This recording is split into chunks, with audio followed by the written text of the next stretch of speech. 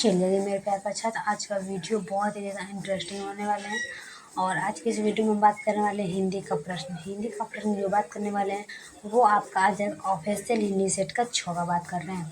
तो official model set 6 का हिंदी का प्रश्न जो कि न्यू अभी लॉन्च हुआ है। तो मेरे प्यार छात्र, अभी तो हम आप लोग को मॉडल सेट 6 का बता रहे हैं और कल से हम आप लोग को इससे अगले नेक्स्ट प्रश्न बताएंगे। तो सभी छात्र से हाथ जोड़ करना भी निवेदन है कि इस वीडियो को शेयर जरूर करें मेरे प्यार छात्र, और जितना उसके उतना जरूर देखें। तो चलिए मेरे प्यार छात्र, इस वीडियो को हम स्टार्ट करते हैं। प्रश्न नंबर 1 में क्या कर रहा है कि बातचीत शीर्षक निबंध के निबंधकार कौन है। बातचीत शीर्षक निबंध के निबंधकार कौन है, ये सभी छात्रों को पता है कि बातचीत शीर्षक का निबंधकार जो है बालकृष्ण भट्ट है। कौन है? बालकृष्ण भट्ट। चलिए अगला का बात करते हैं। तो अगला आपका था दूसरा, कीरत सिंह कौन था। याद रखेंगे, ये भी प्रश्न पूछा जाएगा कि कीरत सिंह जो था ना लहना सिंह का भतीजा था। कौन था? याद रखेंगे, कीरत सिंह कौन था? लहना सिंह का भतीजा। याद रखे सभी छात्र, कीरत सिंह कौन था? लहना सिंह का भतीजा। ऑप्शन नंबर सी लगाएंगे।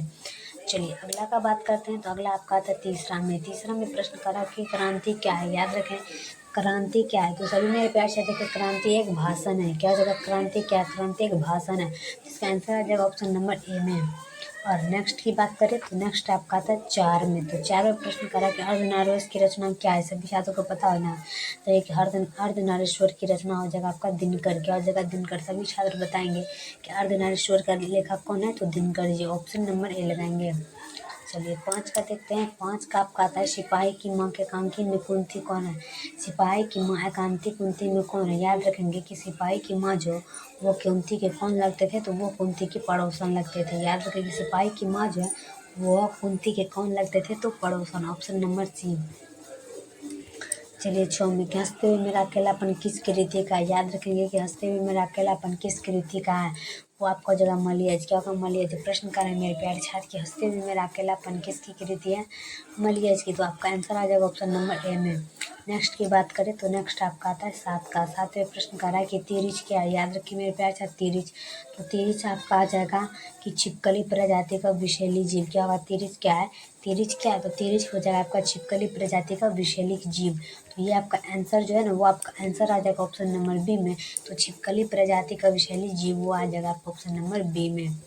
चलिए अगला देख लेते हैं। अगला आपका आता 8 का। तो उसने कहा था कहानी कितने भागों में बटी हुई है। चलिए हम प्यारे छात्र देख लेते हैं कि उसने कहा था कितने भागों में बटी हुई है।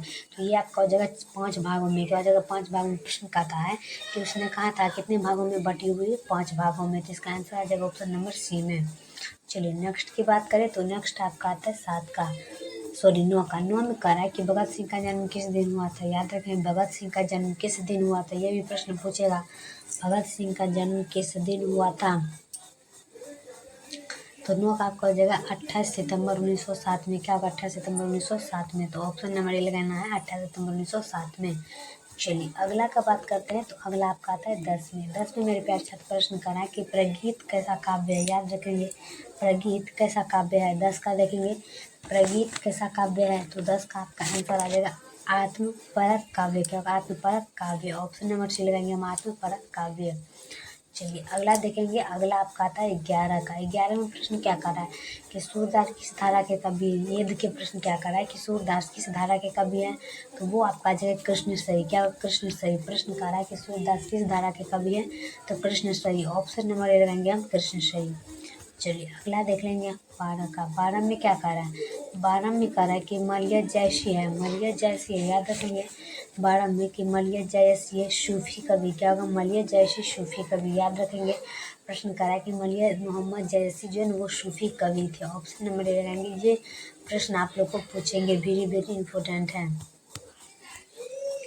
चलिए 13 में कि रामचरितमानस किसकी कृति है। चलिए हम देख लेते हैं इस वीडियो में कि रामचरितमानस किसकी कृति है। तुलसीदास की। क्या होगा? तुलसीदास के। प्रश्न कर रहा है कि रामचरितमानस किसकी कृति है। आइए क्या देख लेते हैं। तो वो आपका जो है तुलसीदास। Option number B.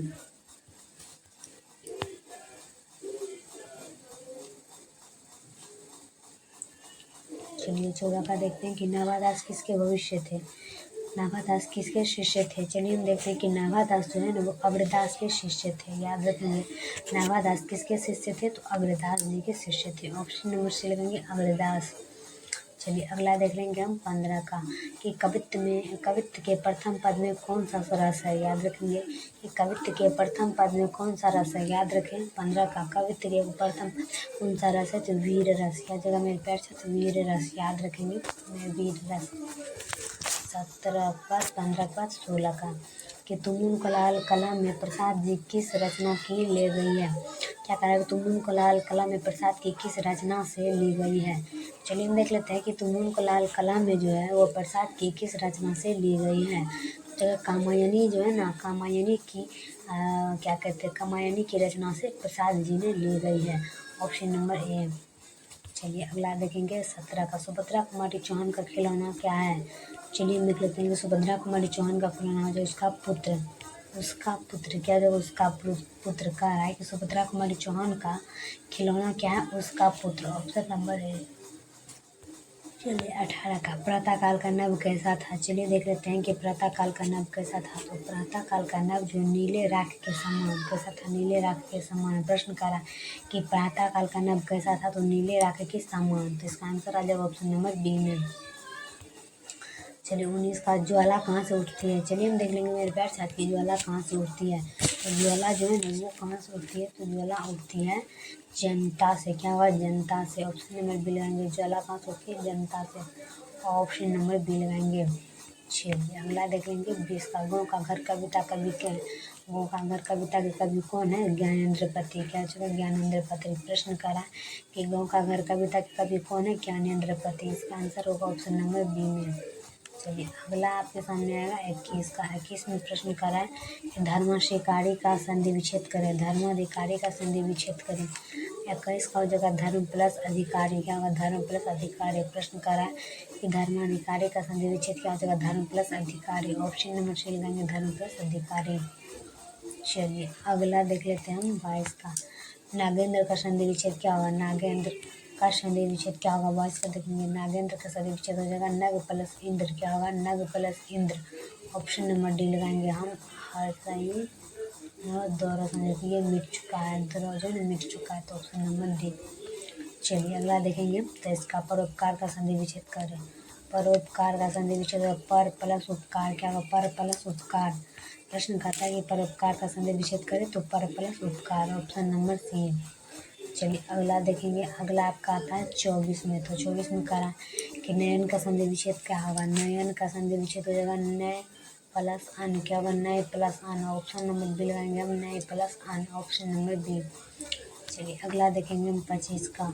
शब्दध्वनि का संधि विच्छेद क्या होगा। शब्दध्वनि का संधि विच्छेद कह रहा है प्रश्न कि शब्दध्वनि का संधि विच्छेद होगा सत प्लस वाणी। क्या होगा, सत प्लस वाणी। प्रश्न कह रहा है कि शब्दध्वनि का संधि विच्छेद क्या होगा, सत प्लस वाणी। ऑप्शन नंबर ए लगाएंगे।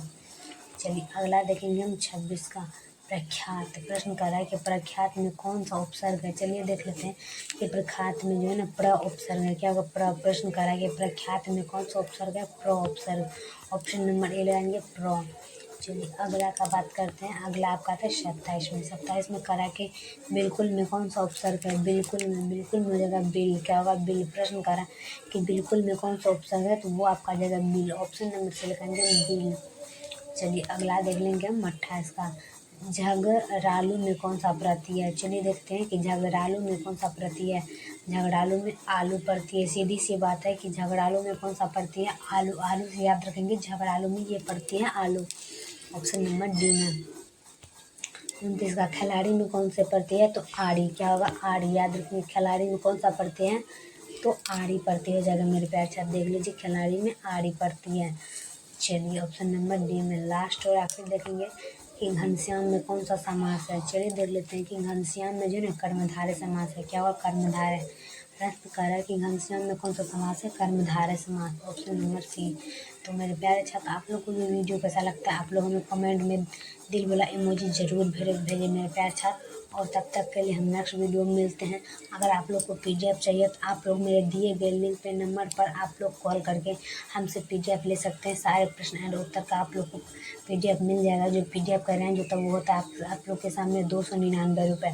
तो मेरे प्यार से इसी वीडियो को अंत में रखते हुए सभी छात्र छात्राएं को तहे दिल से नमस्कार करती हूँ। जय हिंद, जय भारत।